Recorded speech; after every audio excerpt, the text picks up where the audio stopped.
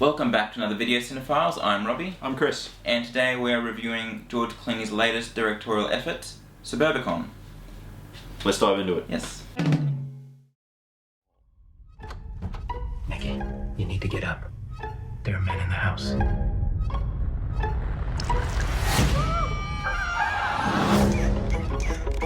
Son, there's something I have to tell you. Those men killed your mom. We've decided it'd be best if your Auntie Margaret came and stayed with us. Nikki needs a mother. We'll be strong. We'll be fine. Mr. Lodge? Yes. You know a character named Rizzoli? He's a loan shark. If you were into the mob for money, that might explain what happened to your wife. Hi, pal. Suburbicon was directed by George Clooney and it stars Matt Damon, Julianne Moore, and Oscar Isaac. So, the film opens and it's pretty much centered around the character of Matt Damon, living in a place called Suburbicon, hence the name of the film. And it opens, it pretty much starts with a family invasion that happens, and it's basically an entangled sort of plot. Similar to a lot of other Coen Brother scripted stories I like, it's sort of like regular people trying to do Extraordinary things, yeah. and it just all going to crap. Yeah, and we can't reveal too much about the plot because it kind of gives. There's a lot of spoilers in this film, a lot of twists and turns. Yeah, which is one of the cool things about it. Yeah. So Coen Brothers, this was adapted from a screenplay from the Coen Brothers. It was sort of sitting in the drawer for many years, and George Clooney and another writer, Grant Heslov. Yep, picked it up essentially, and brought the film to the screen. Yeah. And I mean, if the Coen Brothers weren't going to direct it, I would have picked George Clooney to direct it because he has worked with them so many times. He knows how they work. He knows their sensibilities and their style and everything like that. Sure. It does still come off though at times as an imitation of the Coen Brothers. Yeah, absolutely. Yeah, it sort of feels like the Coen Brothers sort of put it in the drawer for a reason. It's like we've written this out. It doesn't quite pop yet. And that's how I felt about the whole film. Yeah, I'd be curious if they actually wrote the script on their own, like fully adapted it and everything for the screen, directed themselves, how it would have turned out, how different it would be. Yeah. Because you can definitely see a lot of the Coen Brothers' influences in the film. There's the typical black humor. There's a lot of dark stuff that shouldn't be funny that is funny. I mean, it's a great opening with the postman and the family. Yeah. I mean, that's classic Coen Brothers right there. Yeah. And I mean, it's a laugh out loud moment. And when I'm watching it, and because this is right near the start of the film, I'm like, awesome! We're in for a really good film here. And it doesn't quite keep up the momentum for the whole film. Agreed. I did still like the film though. I don't think it's a bad movie. I think it's an enjoyable film, especially if you like the Coen Brothers and if you like Matt Damon and Julianne Moore. I mean, they're fantastic. They were both incredible. Yeah. Oscar Isaac. If you go see this movie for Oscar Isaac, you might be disappointed because he hasn't got much screen time. But the screen time he does have is really, really, really good. Yeah, and he sort of comes into the story at a point in the film where it needed to start popping. It's the turning point of the film. He comes in. Yeah, and he kind of livens things up a little bit, and you're like, that would have been great to see more of that character earlier on in the film. So. Although I think earlier on it wouldn't have quite worked because his character almost is the turning point for the film in a way. Yeah. I just think he was cool. He's a great character. Oscar Isaac, Poe Dameron is, absolutely cool. Thanks, Poe. But like we said before, Matt Damon and Julianne Moore are fantastic in this. Yeah. I just felt the whole thing was just flat. If I had to describe it in one word. Yeah, I can see that. It didn't. There was nothing that popped for me in the script. They should have pushed the absurd a little bit further. Right. The laugh out loud moments that I talked about earlier.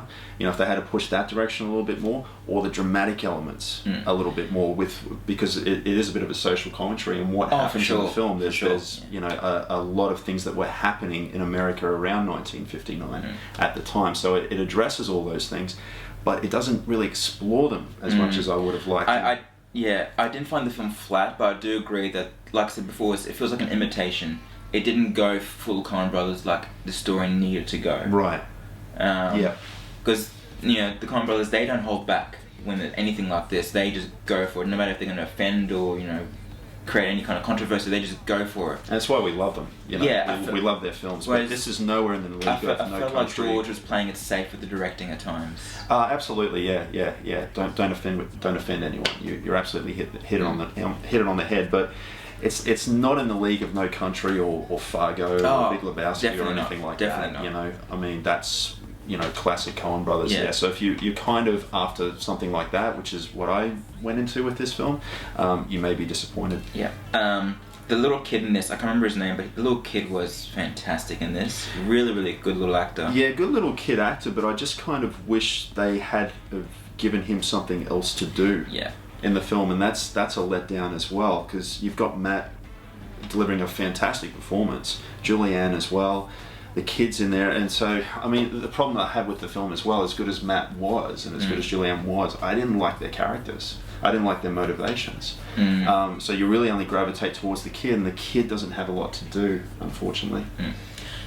Without spoiling anything, anyone who's a fan of the Coen Brothers, who've seen their previous movies like Fargo, Burn After Reading, you'll definitely see certain characters, the connections to other main characters in the other movies, just kind of like the bumbling idiots almost. Yeah.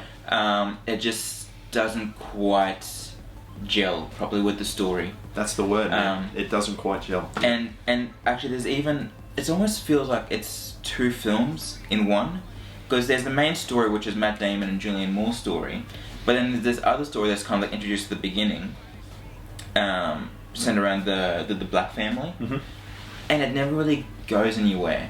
Yeah. And you can see they try to tie it in a couple of times with a couple of lines, but it just, you could take that whole subplot and it wouldn't really affect the film as a whole. Yeah. It's just really just a couple of scenes. It's never really explored, you know. And again, just another aspect of this film where things are not as explored as deeply as what they possibly could have. It's a disappointment. It is a bit of disappointment. Yeah. Like, so I still very much enjoyed it. Yeah, I think you enjoyed it more than me. I did, definitely. Yeah. I think maybe because I'd heard kind of average review, so I lessened my expectations of the film going in. I wish I had done that. But I mean, maybe I would have still enjoyed it just as much, because I mean, Julianne Moore's one of my favorite actresses. Matt Damon's probably my top 3 favorite actors. So having them in the film, given such good performances, definitely helps it. Definitely kept me going in the film. Yeah. I'd be curious if they weren't in it, how much I'd still enjoy the movie. Right.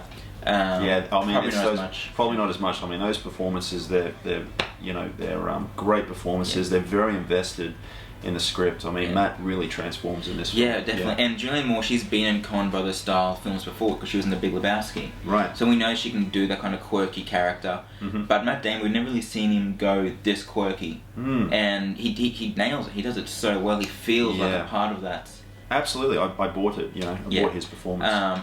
One thing that stood out to me, which I liked, which I picked up in the trailers even, was that the town of Suburbicon, this fictional kind of idyllic little town, reminded me so much of the setting in Edward Scissorhands.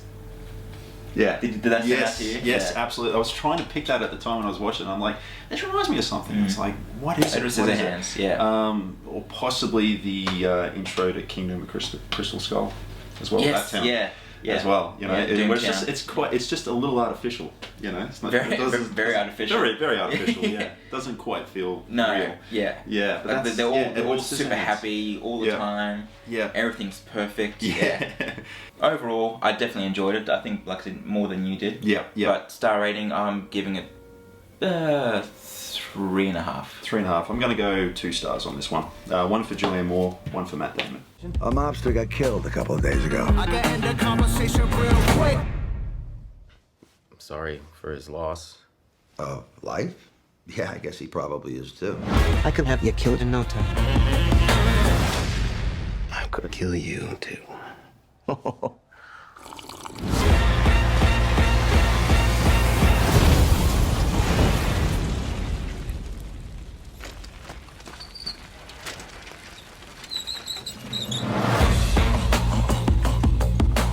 Guys, thanks so much for watching. We hope you enjoyed that video.